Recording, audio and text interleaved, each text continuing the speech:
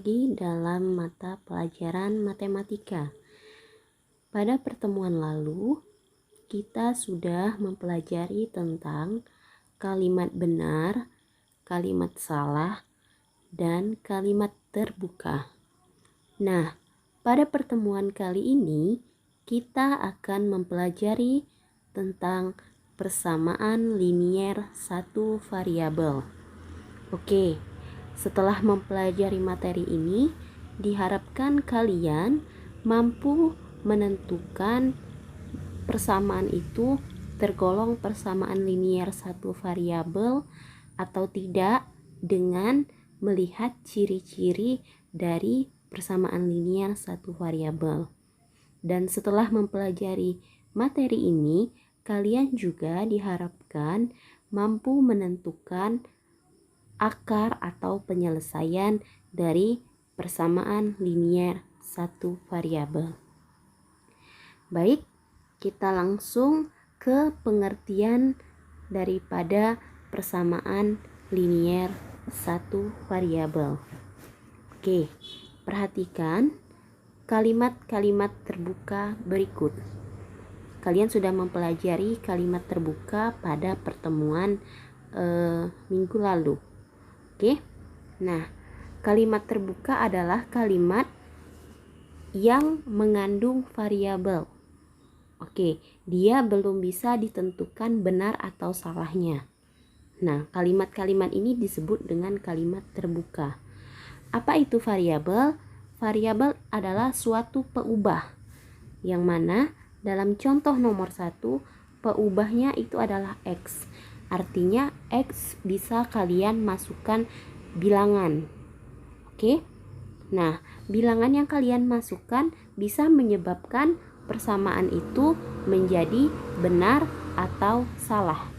Nah, itulah yang dinamakan variabel.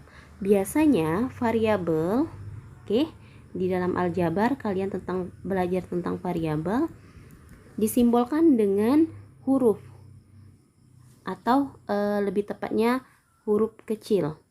Jadi X misalnya, Y, A, B, P, Q, dan seterusnya. Itu disebut dengan variabel. Oke. Nah, variabel itu, kalimat terbuka di sini variabelnya berpangkat 1. Apa artinya pangkat 1? Artinya seperti ini. Ini X kuadrat dibaca. Pangkatnya ini pangkat 2. Nah, kalau pangkat 1 hanya X. Pangkat satunya itu enggak ditulis. Artinya dia berpangkat 1. Oke. Kalau dia seperti ini A pangkat 3. Maka di sini pangkatnya 3. Kalau dituliskan A saja, artinya dia A pangkat 1. Oke. Lalu kalian lihat di sini ciri-cirinya daripada suatu persamaan linier satu variabel. Jadi dari pengertiannya, persamaan linier satu variabel. Oke. Persamaan artinya ditandakan dengan tanda sama dengan. Oke. Dia mengandung variabel. Oke, variabel berpangkat 1. Nah, variabel berpangkat 1. Oke. Nah, variabel di sini X, di sini Y. Nah, linier itu artinya dia berpangkat 1, variabelnya terdiri dari 1. Itulah namanya persamaan linier satu variabel. Oke, Ibu ulang. Persamaan ditandakan oleh tanda sama dengan. Linier artinya si variabel, si X, si Y, si A, si B, si P, si Q itu berpangkat 1. Itu artinya linier. Satu variabel dalam satu persamaan itu dia cuma punya satu variabel. Oke, sekarang kita lihat. X ditambah 8 sama dengan 15. Syarat pertama, dia merupakan persamaan karena ditandai 1 sama dengan. Lalu dia punya variabel yang berpangkat 1 dan variabelnya cuma 1. Maka yang pertama disebut dengan persamaan linier satu variabel. Bagaimana persamaan kedua? Kita lihat ditandai tanda sama dengan lagi. Oke. Kemudian dia memiliki variabel, ya variabelnya y dan berpangkat 1. Dan apakah dia hanya punya satu-satunya variabel? Ya, variabelnya cuma y dalam persamaan itu. Maka persamaan kedua juga disebut persamaan linier satu variabel. Oke, yang ketiga kita lihat apakah dia ditandai dengan sama dengan? Ya. Kemudian A-nya apakah dia satu variabel? Iya. Apakah berpangkat 1? Iya. A-nya ya berpangkat 1. Kemudian apakah A merupakan satu-satunya variabel? Iya, maka persamaan ketiga disebut persamaan linier satu variabel. Bagaimana persamaan keempat? Kita lihat apakah ditandai tanda sama dengan? Iya. Lalu apakah dia punya variabel? Iya, variabelnya P. Meskipun terpisah ya dibuat, tapi dia cuma punya satu variabel yaitu P. Lalu apakah P-nya berpangkat 1? Iya, berpangkat 1. Maka persamaan keempat juga disebut persamaan linier satu variabel. Sekarang kalian sudah mengerti dari kalimat-kalimat terbuka mana yang merupakan persamaan linier satu variabel. Dari sini bisa kalian simpulkan bahwa persamaan linier satu variabel memiliki yang pertama tanda hubung.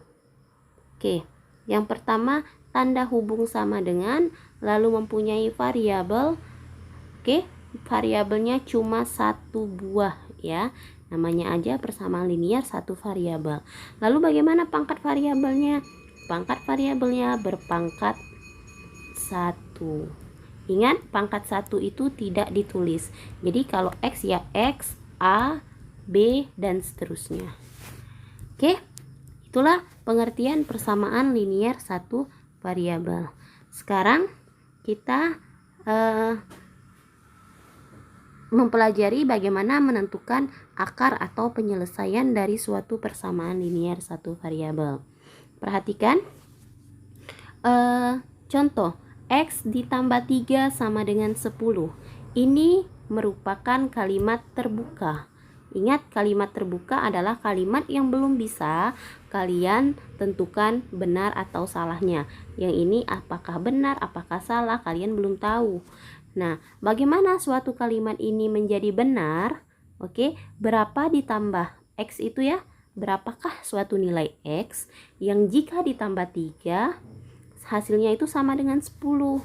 Nah, jika X kita ganti 7 ya, atau X sama dengan 7, maka persamaan tersebut dapat ditulis 7 ditambah 3 sama dengan 10. Jadi ketika 7 ditambah 3 sama dengan 10, maka kalimat ini menjadi benar. Oke, kalimat terbuka tadi menjadi benar. Nah, apa maksudnya? Kita lihat lagi contoh yang kedua. Contoh yang kedua, 3N dikurang 5 sama dengan 10. Jika N kita ganti dengan 5, maka persamaan tersebut dapat diganti menjadi 3N. 3N itu artinya 3 dikali N. Jadi 3 dikali 5 dikurang 5. 3 dikali 5 hasilnya 15. 15 dikurang 5 hasilnya 10. Dan itu membuat kalimat tersebut menjadi benar. Jadi yang ini tadi belum kita tentukan benar atau salahnya, kita belum tahu. Nah, ketika N-nya kita ganti 5, jadinya 3 dikali 5 dikurang 5. 3 dikali 5 ini 15 dikurang 5, maka hasilnya benar 10. Jadi ketika N-nya kita ganti dengan 5, maka kalimat tersebut menjadi benar. Nah, apa maksudnya? Maksudnya inilah yang bisa kita simpulkan. Pengganti dari suatu variabel, ingat variabel tadi peubah dilambangkan dengan huruf, sehingga suatu persamaan menjadi kalimat benar disebut akar atau penyelesaian dari persamaan tersebut. Nah, maksudnya apa? Contoh tadi adalah X ditambah 3 sama dengan 10. Ketika X-nya kalian ganti 7, kalimat ini kan akan menjadi benar. Nih, oke, kalimat ini akan menjadi benar. Maka 7 itu disebut dengan akar atau penyelesaiannya. Lalu contoh kedua, 3N dikurang 5 sama dengan 10. Nah, ketika N-nya kalian ganti 5, maka 5 itu disebut dengan akar atau penyelesaiannya. Karena ketika 5 diganti, maka kalimat tersebut akan menjadi benar. Oke, ingat bahwa akar atau penyelesaian dari suatu persamaan linier satu variabel, ingat, akar atau penyelesaian itu akan selalu membuat, ingat ya, akan selalu membuat kalimat terbuka itu nilainya menjadi kalimat benar. Ibu ulangi, akar atau penyelesaian dari suatu persamaan linier satu variabel akan membuat kalimat terbuka tadi bernilai benar. Oke, bisa dipahami ya. Nah, yang ketiga, kita akan belajar bagaimana cara menentukan akar penyelesaian persamaan linier satu variabel. Contoh, yang pertama, X ditambah 2 sama dengan 12. Nah, oke, kalian harus tahu dulu ruas kiri dan ruas kanan. Oke, perhatikan Ibu. Ruas kiri itu adalah ruas sebelum sama dengan. Ini disebut ruas kiri, yang ini disebut ruas kanan. Oke, tujuan kita adalah mencari nilai X. Oke, mencari nilai X agar kalimat ini bernilai benar. Kalau kalimat ini bernilai benar, maka si X merupakan akar atau penyelesaiannya. Oke, nah bagaimana caranya? Caranya adalah tujuan kita kan mau mencari nilai X. X tambah 2 sama dengan 12. Oke, sebenarnya kalian tahu langsung ya kalau lihat seperti ini soalnya masih mudah. Berapa nilai X supaya ditambah 2 hasilnya 12? Pasti kalian bisa langsung jawab X sama dengan 10. Karena 10 ditambah 2, 12. Oke, gampang sekali ya. Nah, cara lain boleh kalian karena kalian untuk menentukan nilai X, gunakan cara ini nanti berguna untuk soal-soal yang sulit. Oke, soal-soal yang lebih kompleks. Nah, perhatikan cara kedua. Cara ini benar. Sekarang Ibu ajarkan cara kedua.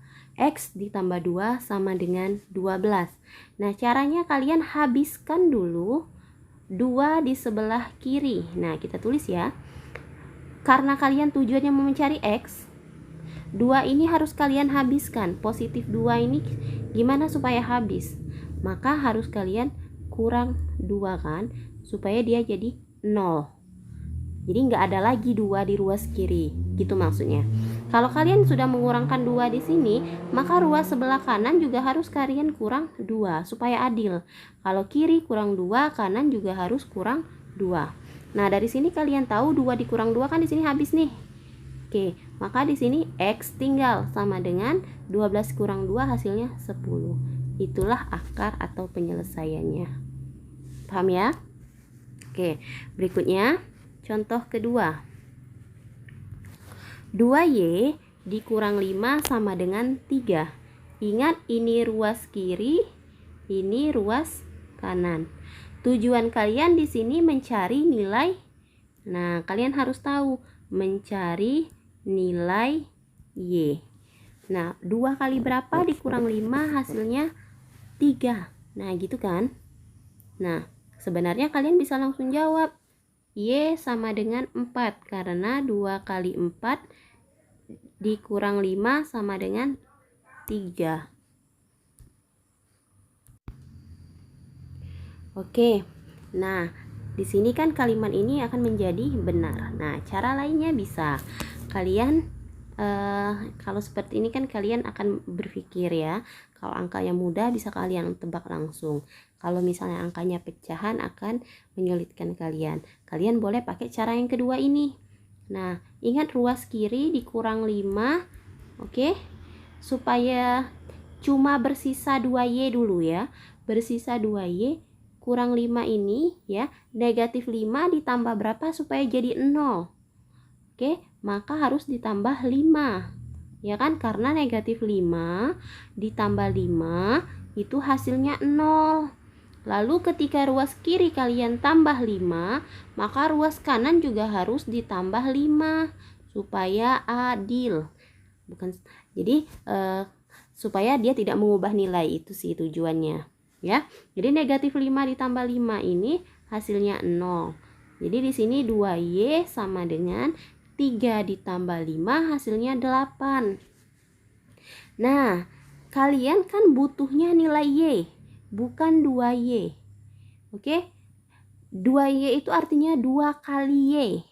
2 kali berapa supaya 8? Ya tadi jawabannya 2 kali 4. Nah, bagaimana kalian menentukan nilai Y? Nah, maka 2Y ini harus kalian bagi 2. Karena ini perkalian.